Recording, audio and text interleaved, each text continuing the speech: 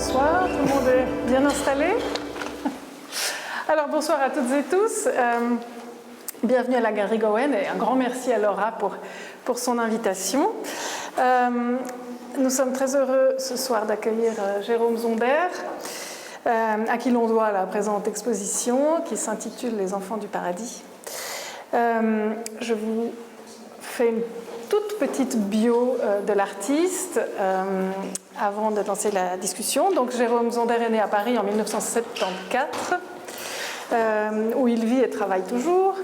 Il est diplômé de l'École nationale supérieure de sa ville natale. Il développe depuis plus de 20 ans une œuvre très virtuose, comme vous avez pu le constater, et profondément singulière, qui est centrée sur la pratique du dessin. Une pratique en constante évolution, réalisée essentiellement au fusain et à la mine de plomb. Ces travaux s'organisent dans l'espace, comme vous le voyez, en récits, à travers lesquels le spectateur peut circuler. Donc son œuvre est émaillée de références aux grands maîtres de l'histoire de l'art, aux grands maîtres de la bande dessinée aussi, et la narration emprunte des chemins thématiques très variés entre, dit-il, distance et proximité, figuration et abstraction, attraction et répulsion. Lors de la déambulation dans l'espace de la galerie, vous pourrez être aussi bien renvoyé à des images tirées de la pop culture qu'à une intimité parfois assez trash, à la banalité du quotidien ou à la violence de l'histoire. Donc Jérôme, pour commencer. Donc, cette exposition porte le titre des Enfants du Paradis, qui renvoie à un film de Marcel Carné. Est-ce que vous pouvez nous expliquer pourquoi? Ah oui, alors. Donc la connexion avec Marcel Carné, bon, c'est un film donc, de première moitié du XXe siècle. C'est un film en noir et blanc avec une très très belle photo en fait qui raconte l'histoire de plusieurs personnages et trois principaux qui ont retenu mon attention: Garance, Pierre-François et Baptiste. Et c'est des histoires d'amour en fait qui se croisent dans le réel, enfin dans la réalité du film et dans les espaces de représentation du film, parce que tous ces personnages sont aussi des acteurs qui vivent leur vie à l'intérieur du film. Et moi, ce qui m'intéressait, c'était cette espèce d'entrelacement, de connexion, dedans-dehors, dans la réalité, dans la fiction, qui se déployait et qui permettait toutes sortes de rapports alors entre les gens, mais aussi de rapports entre les projections des gens les uns par rapport aux autres. Et donc comment, autrement dit, on existe dans une réalité et on existe aussi dans la façon dont on se la raconte, et comment ces va-et-vient sans arrêt, je ne sais pas d'où conduisent tout au long de notre existence.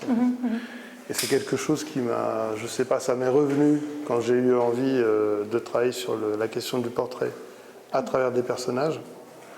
Et ça a été pour moi une façon d'ouvrir donc trois espaces d'expérience graphique à travers donc les personnages inventés donc de Garance, de Pierre-François et de Baptiste.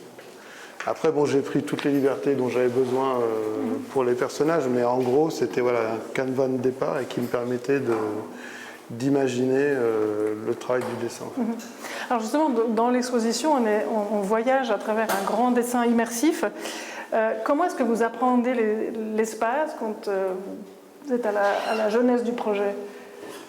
Alors pour moi, une des questions les plus importantes du dessin, c'est la question de la limite, qui fonde le rapport qui, moi, m'intéresse donc dans la représentation et puis dans les questions du portrait. Et à travers le dessin même, enfin le dessiner, donc c'est poser des problèmes de limite, c'est une ligne, c'est aussi un espace, enfin il y a tout ça. Et du coup, très vite, hors la feuille de papier, comment continuer le dessin, comment continuer à poser les questions d'espace d'un personnage. Et en fait, en général, une exposition pour moi, c'est un dessin. Dans sa globalité, c'est pas remplir un espace avec ces petites images ou construire comme ça quelque chose qui correspond à la géographie de l'espace, mais c'est vraiment poursuivre toutes les problématiques du dessin dans un espace donné et qui revient comme ça à se développer à la fois dans la temporalité que ça induit et puis dans je sais pas, l'espèce de rythme que ça peut produire en fait. Alors justement, vous parlez des limites ou du manque de limites. Là, vous travaillez en noir et blanc, avec le carbone, avec les doigts même. On le voit là dans la première salle, où les marques de vos doigts. On peut évoquer la paroi rupestre, vous l'évoquez vous-même. Hein. Dans un Occident très imprégné par l'histoire de l'art, c'est un geste très fort, non, de rendre physique le mur, en quelque sorte. Ah, je sais pas. Moi, c'est un geste qui m'a paru hyper naturel. Parce il y a, je sais pas comment dire ça. Enfin, on ne peut pas ne pas hériter de l'histoire qui nous précède. Enfin, je sais pas, c'est ce que je pense. Et du coup, ça veut dire que quand nous on arrive, il y a 35 000 ans d'histoire qui est liée à l'espèce sapiens, de représentation, les premières, voilà, toutes les représentations rupestres, enfin donc les empreintes, les traces, enfin tout ça, voilà, dont on est issu en termes de pensée, de projection. Moi, ça me paraît hyper naturel de comment dire, c'est un genre de relais où on poursuit ce geste tout en augmentant des questions qui nous sont contemporaines, mais qui sont quelque chose qui s'arrêtera, enfin, avec la fin de l'espèce, mais pas avant, quoi. Donc pour moi, c'est, enfin, non. Ok, mais est-ce que on est plus dans l'émotion quand on travaille comme ça que sur une petite feuille de papier? Pas forcément. Non, parce que un espace, on le charge avec le temps qu'on passe avec. C'est pas lié forcément à la nature du geste. Et puis on peut très bien faire du vide en faisant des choses très spectaculaires. Donc c'est pas. Mais pour moi, c'est vraiment le rapport du sens qu'on entretient avec le fait de produire un espace de représentation. Et ce rapport de sens, il ne peut pas ne pas s'inscrire dans une histoire qui précède, parce qu'il est question de narration à tout moment. Donc je suis obligé de faire avec les narrations qui ont précédé. Donc c'est comment est-ce que, même si je me mets en opposition, c'est aussi une façon de s'articuler. Donc pour moi, voilà. Et alors après, donc ce geste-là, qui est très très ancien, mais c'était aussi des nécessités, alors purement graphiques, de à quel moment on arrive à remettre de la physicalité dans un rapport à l'image qui serait plus domestiqué, sur quelque chose qui a un vice plus hyper réaliste entre guillemets. Moi, c'est quelque chose qui m'intéresse parce que le portrait, la représentation du corps, elle a à voir avec sa physicalité et pas simplement une proposition d'une image si intéressante que ça puisse être, quoi. Donc, c'était ce chemin que j'ai suivi quand j'ai commencé à travailler à l'empreinte ou à dessiner avec les doigts d'une façon plus caricaturale, plus vulgaire, mais qui m'intéresse. Donc il y a deux choses. Il y a l'histoire avec le geste, et qui est lié à toutes les narrations qui m'en intéressent, le mode narratif en général. Et il y a la physicalité du dessin, qui est pour moi hyper importante, et qui donc des fois nécessite le fait de mettre les mains dedans, et puis déployer les potentialités du dessin, et du coup la physicalité de la proposition de toutes les façons possibles, en fait. Vous m'aviez dit, quand on s'était vu en période de montage, que le noir et le blanc, c'est comme étaler la matière grise. Ah oui, ouais. Après, très globalement, c'est ce que je fais. Je me suis rendu compte que c'est ce que je travaillais. Au début, le noir et blanc, c'était un choix qui était lié. Pour moi, c'était la couleur de l'histoire. C'était toutes les archives. On a tous connu, en tout cas ma génération, on est rentré comme ça dans un rapport à l'histoire par l'archive à la télévision. Et donc, c'était noir et blanc, noir et blanc, noir et blanc. Donc ça m'a évidemment marqué, donc c'est resté comme ça, comme une espèce de valeur un peu totémique, quoi.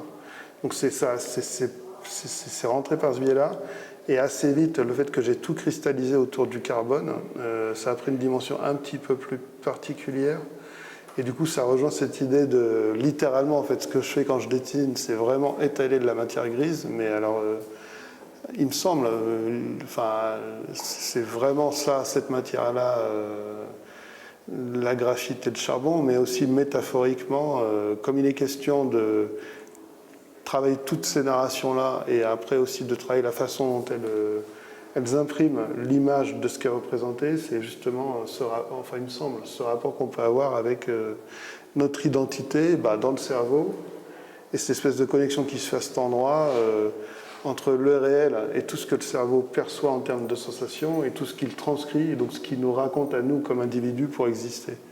Donc voilà, donc la matière grise, c'est ça, c'est cette connexion entre la réalité, sa représentation, et puis la narration et la façon dont cette représentation nous est racontée en permanence. Et voilà. Là, vous utilisez des termes comme lecture ou transcription. Est-ce que le dessin est une forme d'écriture? Ah oui, complètement. Et dans tous les sens du terme, quoi. Et c'est ce qui rend la chose hyper labile, malléable, plastique. On peut passer sur tous les registres, quoi. Sur l'écriture écrite, l'écriture dessinée, l'image, le corps, la matière, et puis toutes ces transcriptions possibles à travers des univers graphiques ou des notations graphiques. Donc c'est vraiment... Enfin, pour moi, c'est l'espace le plus... à la potentialité la plus forte, quoi. Enfin, c'est pour ça que je l'avais choisi. En fait, il y avait un truc de... Bon, après, c'est parce que peut-être que je réagis très fort... à ces données-là, en fait. Mais pour moi, c'est vraiment l'espace le plus riche, quoi. Vous ne gommez jamais, je crois. Qu'est-ce que ça signifie pour vous, cette irréversibilité du geste, en fait? C'est ce que je disais avec les histoires de limites. Au début, c'était lié à cette volonté-là.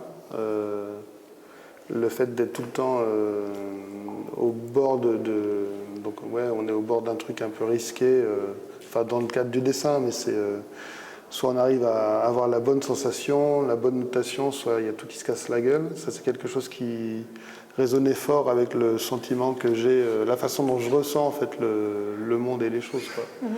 Donc voilà, il y avait un truc un peu naturel comme ça. Après, techniquement, c'est juste que le blanc du papier, il a sa valeur et toute sa potentialité quand il n'est pas altéré. Je veux dire, un blanc qui est gommé, c'est déjà une autre matière, c'est un autre espace. Donc ça, moi, c'est quelque chose qui ne me va pas tellement. Et du coup, je reste sur cette idée de poser des problèmes de limite. Pour moi, le dessin, il se conçoit à partir de cette notion-là en réserve. Donc le blanc, il est suspendu. Alors soit c'est un vide, soit c'est un plein, mais il reste comme ça en suspens. Et voilà, pour moi, c'est un des paramètres qui, avec la notion de limite, je me répète, mais pour moi, c'est hyper important, fonde ce que c'est qu'un dessin, quoi. Quand je vois des espaces qui ne sont pas travaillés avec cet angle-là en perspective, pour moi, c'est pas du dessin, quoi. C'est autre chose. Et c'est vraiment Alors, vous avez évoqué au début les trois personnages du film, mais qui, en fait, pour vous, sont bien au-delà du film, puisque ces personnages fictifs de Garance, Pierre-François et Baptiste vous accompagnent depuis très longtemps. Ce n'est pas ici qu'ils sont nés. Ouais. Alors, comment est-ce qu'ils sont nés et puis comment est-ce qu'ils ont évolué dans votre œuvre? Alors, donc, ils sont nés de la nécessité de... Donc, moi, ce qui m'intéresse au tout départ, c'est la question du portrait. Comment est-ce qu'on fait un portrait? Donc, ça veut dire, c'est comment est-ce qu'on peut poser la question du portrait et la rendre à nouveau effective. Donc, avec une puissance d'apparition et de questionnement intéressant. Et alors, il y avait un problème technique. Là, j'étais à la fin de l'école, quand j'ai commencé à dessiner comme ça, de façon très intensive. Et j'avais commencé par des séries d'autoportraits. Parce qu'il y a la question du modèle, en fait, qui se posait, qui était un problème juste de base, quoi.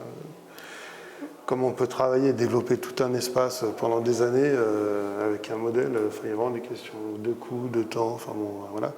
Donc du coup, je suis parti assez vite sur une idée de personnage imaginaire. Et c'est comme ça que je suis tombé sur cette solution que j'ai choisie avec ces trois personnages, Garance, Pierre-François, Baptiste. Et en fait, il s'est trouvé aussi que concomitamment à toutes ces questions-là, il y avait beaucoup de questions qui, moi, me venaient d'informations que je tirais de gens qui travaillaient sur la neurobiologie, la neuroperception et tout ça, qui m'intéressaient et qui me renseignaient beaucoup sur le fait qu'effectivement, donc comme je disais tout à l'heure, le réel, c'est les choses que l'on perçoit et les choses que le cerveau nous raconte. Donc il y a toute une part narrative qui a pris de plus en plus de place dans la question du portrait, Donc c'est l'apparence qu'on a, mais aussi tout ce qu'on agrège en termes de narratif sur une personne, tout comment moi je me raconte. Enfin, bon, il y a tout cet ensemble-là, et du coup, voilà, il m'a semblé plus simple d'imaginer 3 personnages qui me permettaient de travailler ces connexions et de les faire évoluer comme des personnages grandissent année après année, en fait. D'ailleurs, ils ont réellement grandi, Et du coup, ils étaient enfants. Voilà, j'ai commencé enfant, comme ça, au début. Après, bon, je me suis dit aussi, on les fait naître en 2000, ça va être aussi des allégories du siècle, c'est ça qui m'intéresse. Et après, ils grandissent avec des questions, chacun un peu comme ça de leur côté, et qui se précisent au fil des années, en fait. Alors, quelles sont leurs personnalités ? Et du coup, au début, c'était très très vague. Toute la première période où ils étaient enfants, donc jusqu'en 2014, j'ai fait beaucoup de scènes en fait, où les 3 personnages jouaient, quoi. Enfin, étaient comme ça dans des connexions tous les 3 ensemble, ce qui me permettait de rentrer petit à petit dans le travail. Enfin, je sais pas, et il y avait, c'était pas encore très clair la façon dont moi je pouvais les utiliser individuellement. C'est arrivé plus avec la période de l'adolescence où j'ai séparé les personnages. J'ai commencé par travailler sur Garance, le personnage féminin. Là, j'ai beaucoup travaillé sur l'idée d'individualité, de liberté, de fierté, le fait de redresser une figure et puis être capable de produire soi-même la ligne qui nous définirait. J'ai beaucoup travaillé ça avec Garance. Il y avait toute une connexion qui se faisait avec les Femen, Virginie Despentes, enfin tout des tas de connexions que j'avais de ce côté-là. Et au bout de 4-5 ans, j'ai commencé à travailler sur Pierre-François. Pierre-François, pour moi, dans le dessin, ce qui m'intéressait, c'était plus alors le rapport avec la ligne, mais le rapport qu'on entretient maintenant dans nos sociétés avec l'image, d'une façon très générale. Du coup, la façon dont on évolue dans toutes les grilles qui nous constituent, puis avec lesquelles on est en relation sans arrêt. Et donc, ça veut dire, dans le dessin, c'est comment est-ce que se traduit la tension entre le dessin domestiqué et la nature plus, comment est-ce que je pourrais dire, organique d'un dessin plus pulsionnel, plus agressif, plus dans la matière. Ça. Et alors après, le personnage de Baptiste qui va arriver après, ça serait plus quelque chose où j'ai travaillé que sur des rythmes de graphisme pur, hors de tout registre d'image. En fait, après, c'est des, comment dire, c'est des questions de dessin que j'attribue comme ça selon les personnages pour des raisons un peu de convenance, quoi, parce qu'on ne peut pas travailler toutes les questions au même endroit, c'est trop compliqué en fait. Mais c'est voilà, ça se répartit un peu comme ça jusqu'à présent, quoi. Il faut comprendre aussi que pour réaliser ces portraits, vous hybridez tout un tas d'images. Enfin, en tout cas, ils sont nourris de tout un tas d'images, comme des couches qui les constitueraient au fond au fil du temps. Alors, d'abord, dans un premier temps, vous pouvez peut-être nous dire dans quelles archives narratives et visuelles vous puisez, et puis comment après vous recomposez ces personnages sous forme de portraits. Alors c'est ce que je disais tout à l'heure, ce qui m'intéressait sur la connexion apparence et puis espace narratif, comme ça dans lequel on est, dont on est fait en fait. Donc c'est comment essayer de transcrire ça d'une façon la plus large possible, sans être exhaustif parce que c'est pas possible. Et du coup, je m'étais dit, je vais déterminer plusieurs espaces que je voudrais toujours invoquer pour chacun des personnages. Donc il y a les archives d'histoire, les archives d'histoire de l'art, tout ce qui est mass média, télévision, jeux, cinéma, etc. Et des archives personnelles, entre guillemets, c'est des photos que je prends, des modèles qui me servent de référence pour chacun des personnages. Et après, ce qui m'intéresse, c'est les connexions entre ces espaces-là, et qui sont pour une part donc toutes les photos qui sont liées à mon personnage qui me sert de modèle référent. On va dire que c'est l'extérieur du personnage. Donc, par exemple, pour Pierre-François, il y a dans pas mal de dessins, on peut reconnaître un jeune homme, et qui est lui mon personnage référent, comme si on était du dehors. Et après, il y a toutes les archives intérieures qui sont sourcées du cinéma, de l'histoire de l'art et de la grande histoire, etc., et que je mêle de façon plus ou moins libre, en fait, quoi, selon les convenances et les moments du portrait que j'imaginerais, quoi. Donc c'est voilà, essayer de capturer des instants et qui seraient des moments de concentration de tous ces éléments. Et comment, en essayant de donner une forme à ces rencontres-là, et ben, trouver la forme donc, du coup, du portrait du personnage. Quoi. C'est une sorte de va-et-vient entre les idées et les formes, on peut dire. Ouais, entre ça, et puis du coup, et la valeur que ça prend plastiquement. Ça veut dire, quand je dis valeur plastique, ça veut dire la façon dont je vais le dessiner, quoi. Enfin, le registre graphique qui sera invoqué, et puis la taille ou la forme que ça va prendre dans la position du portrait. Et c'est ça qui va donner une forme au personnage, en fait, quoi. Juste peut-être pour exemplifier dans cette salle-là, parce que je crois que là, nous avons un Baptiste, non? Alors là, là c'est Baptiste. Enfin, là, je crois que c'est celui ici. Ouais. Alors oui, non, c'est ça. C'est des fois, mais c'est pour moi, c'est pareil. C'est vrai que la question du portrait, c'est ça qui m'intéresse. Quand je parlais du fait qu'on était comme ça, qu'on existait dans la grille, ça veut dire aussi, du coup, que. Alors pour moi, la question du portrait, c'est autant solutionné comme ça, sous la forme d'une grille dont le personnage est l'objet, que d'un point de vue un peu peut-être métonymique, sinon c'est juste une partie de la grille. Mais c'est pareil, c'est un portrait, c'est un moment de Pierre-François, donc là, de Baptiste, qui lui va partir dans toutes les histoires à partir de la métamorphose de Kafka. C'est pour ça que j'ai pris un insecte pour lui. Mais pour moi, c'est donc un moment de l'apparition de Baptiste, en fait. Mais chacun des dessins donc, qui composent les grilles des personnages, c'est à la fois une composition globale, mais c'est aussi des moments de tout ce qui fait la matière, en fait, la matière grise des personnages. Donc là, de Pierre-François ici, quoi. Et après, il y a des endroits où j'essaie de résoudre ça d'une façon plus... Je sais pas... Moi, j'ai envie de dire plus réaliste, mais ça peut être un contre-intuitif, mais en tout cas, c'est la sensation que j'ai. Ce grand portrait là qui est au fond, là, pour moi, c'est la forme que prend, la forme la plus aboutie dans cette exposition que prend le portrait de Pierre-François maintenant, quoi.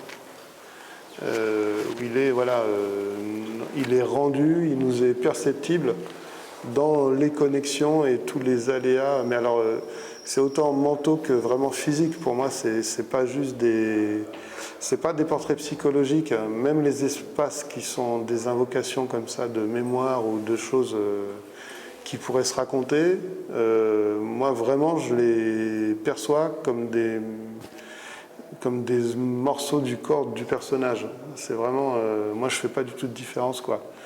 Donc voilà, donc le portrait, la proposition la plus aboutie maintenant, ça serait celle-là, ou alors sur les trois petits mélanges qu'on voit ici, voilà.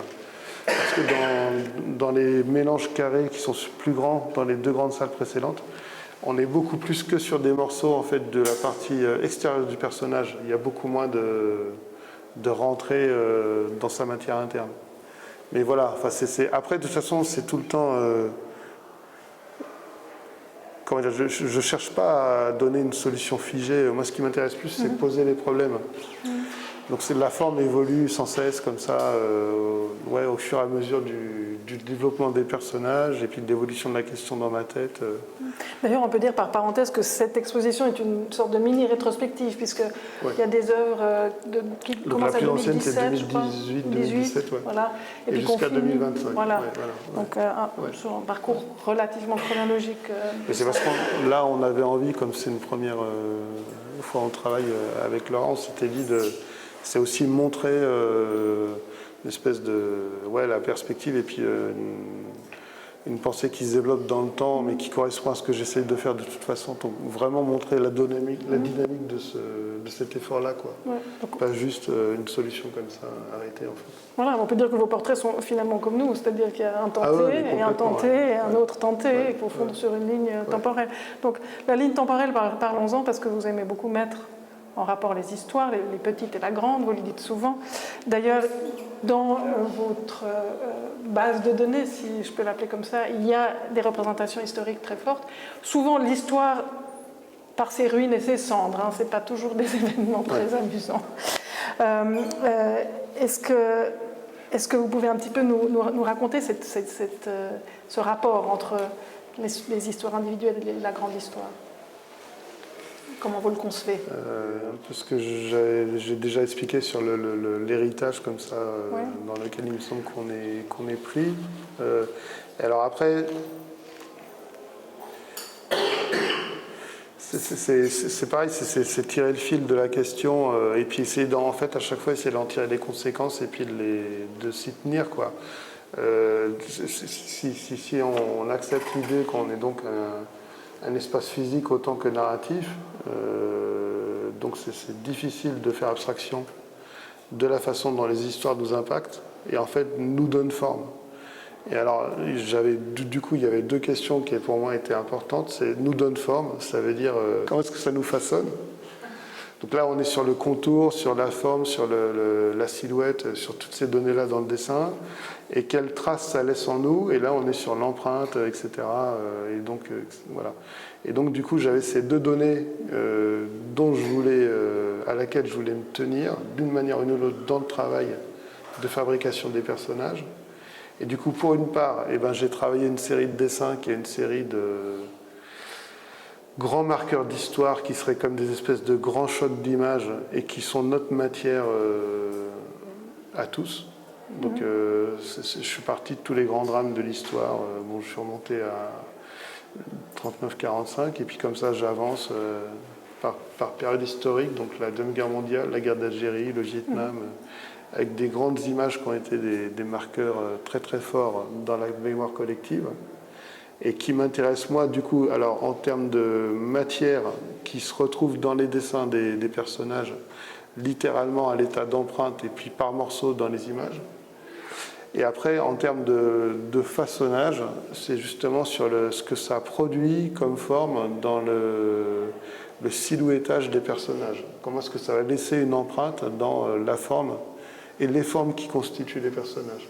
Donc c'est de ces deux côtés-là que je viens et que j'ai l'impression que ça nous impacte et que ça va produire des effets dans le corps des personnages, dans le nez, le front, tout, quoi, enfin les organes, etc., etc.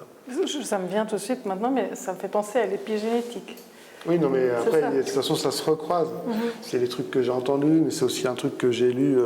Il y a un très beau passage de Céline qui parle de la grimace enfin, le portrait comme une grimace qui se façonne comme ça, et avec tous les coups qu'on reçoit, et qui finit par faire une gueule à la fin de la vie de quelqu'un, quoi. Donc c'est que des trucs, et puis c'est aussi ce que nous, on expérimente sans arrêt, tout sont dans notre vie à nous, dans les gens qu'on croise, etc. quoi. Puis même, c'est des idées banales. Mais j'aime bien... c'est avoir toujours une idée. Enfin, de toute façon, j'en ai pas 36, mais c'est tout simple. Mais par contre, c'est tirer toutes les conséquences logiques, quoi. Et aller au bout des trucs, Donc, vous citez, comme je le disais en introduction, beaucoup de grands maîtres. On peut parler de Dürer, on peut parler de Möbius dans la bande dessinée, mais il y a aussi la musique, la littérature. Enfin, les sources sont très vastes. Au fond, comment ces influences nourrissent votre pratique? Et puis, qu'est-ce qui vous inspire? Qu'est-ce qui fait que tout d'un coup une image ou une musique, que ça vous inspire et que vous pensez qu'elle peut avoir un écho après dans votre travail? Ou ça peut être purement l'émotion au fond que ça procure, ou je sais pas. Ouais, c'est d'abord l'émotion. Ouais. C'est trop. Est-ce que là, dans la première salle, il y a ce que vous appelez les zombies? Ouais. Est-ce que vous pouvez peut-être nous expliquer un tout petit peu cette série-là?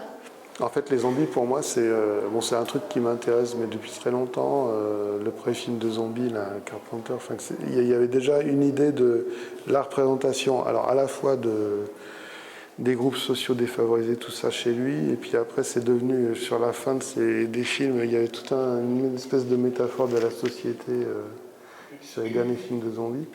Et alors, en plus, il y a des couches qui sont arrivées quand je travaillais...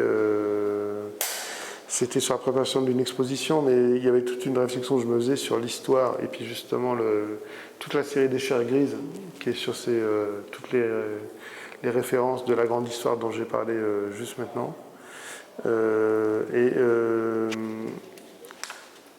je voulais trouver une image qui soit une métaphore, mais vraiment très globale de justement toute cette mémoire-là, sans être directement une icône de la grande histoire. Et en fait, donc les zombies, ça m'est revenu, et il y avait quelque chose qui m'a frappé dans le geste des mains tendues comme ça, qui est le geste que je fais quand je dessine, mais alors, qui est pour le coup, en plus, il me semblait qu'il y avait vraiment un truc qui était lié pour moi, c'était l'image de la mauvaise conscience, quoi, enfin, qui nous poursuit. Et donc, l'image de cette grande histoire-là qui nous habite et qui revient sans arrêt comme ça, ouais. Et je trouvais qu'il y avait une connexion assez juste entre cette image-là, de la culture populaire, tout ce que ça invoque, et puis le fait de la déposer dans une espèce de vis-à-vis comme ça, de main à main en fait, quoi. Et donc quelque chose qui était vraiment l'image d'un de mes gestes de dessinateur en fait. Donc c'est une espèce d'emblème presque du rapport à l'histoire à ce moment-là. Et du coup, voilà, j'avais besoin de le poser au début de cette exposition pour ces raisons-là, mais alors aussi parce que quand j'ai imaginé toute la séquence comme ça de la déambulation, le début du film des Enfants du Paradis, on rentre par la foule dans le film, une déambulation dans la foule. Et donc je trouvais ça bien de rentrer par la foule comme ça, de ces gens tendus qui essaient de nous attraper, cette mémoire qui essaie de nous rattraper. Donc on rentre comme ça, et on va monter dans une gradation sur les murs de plus en plus compliqués, jusqu'en fait à une espèce de... comme si tout se résorbait à nouveau dans une espèce de champ voilà, d'empreinte, mais informe en fait.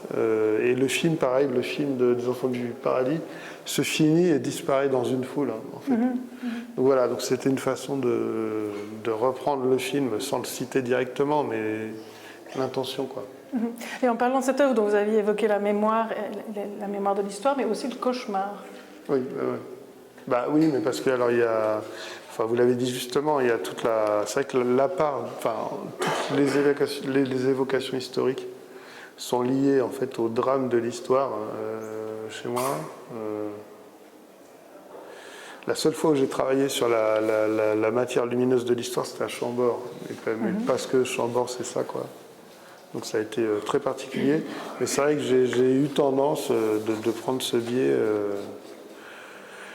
dès le départ, mais parce que il y a quelque chose. Alors, bon, je pense que c'est moi qui perçois ça comme ça, mais quand même, là, pour revenir sur la façon dont je conçois le dessin et dans son rapport à la limite, la trace, le trait, etc., c'est des coupures, quoi. C'est donc quelque chose qui a à voir avec le fait de... Enfin, la blessure, c'est un grand mot, mais forcément, ça moi, m'oriente du côté du drame de l'histoire, en tout cas comme trace. Donc, voilà.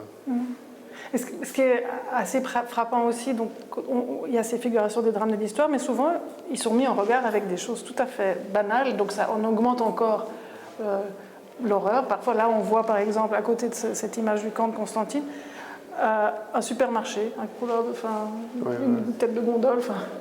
Est-ce que vous pouvez un petit peu nous expliquer comment se passe cette confrontation? Après, là c'est vraiment simplement, moi, c'est la sensation que j'ai du monde dans lequel on est, quoi. Je sais pas, il y a vraiment une espèce mais c'est pas forcément, c'est pas un point de vue moral, hein, c'est vraiment là c'est en termes de portraitiste, quoi. En fait on s'en rend compte en dessinant et tout le travail d'écriture que je fais, donc de digestion des images et de réinterprétation pour trouver la bonne sensation selon la façon dont je dessine. Les choses, elles nous apparaissent le plus précisément et de plus en plus précisément par contraste, en fait. C'est parce que c'est comme ça que le cerveau perçoit les choses, les oppositions dur mou, sombre clair, très très dense et puis diaphane. Noir et blanc. Voilà, noir et blanc, évidemment.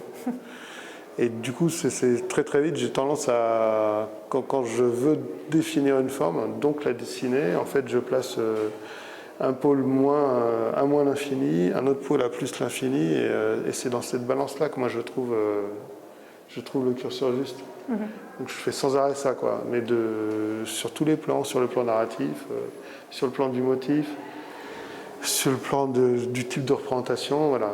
Mais c'est entre ces deux sensations que se trouve la justesse de la forme.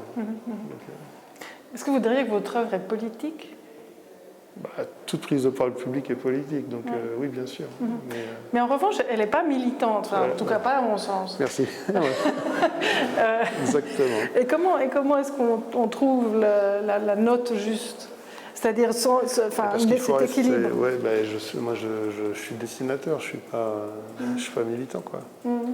C'est quand même, ce qui m'intéresse, c'est vraiment comment je fais un portrait et puis comment j'arrive à poser une question avec ça, quoi. Après, évidemment qu'on est traversé par le monde et le portrait, il existe dans le monde et parce qu'on est tel qu'on est, quoi. Donc moi, j'ai pas non plus je suis pas dans un rejet ou dans une stratégie d'évitement des questions, mais les questions politiques militantes, moi, je me les pose en tant que sujet politique privé et ça va très bien de ce côté-là.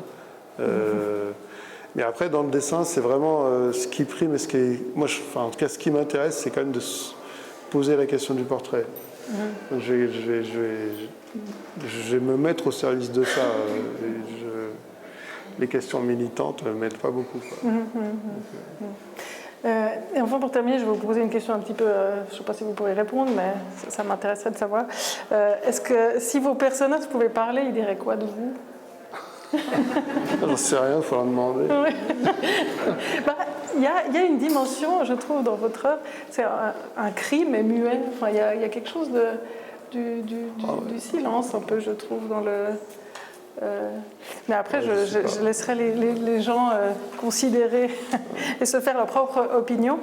Donc, je vous enjoins à aller profiter un petit peu des œuvres et de... Je pense que Jérôme sera d'accord de répondre à d'éventuelles questions après in situ. Merci en tout cas beaucoup. Merci à tout le monde.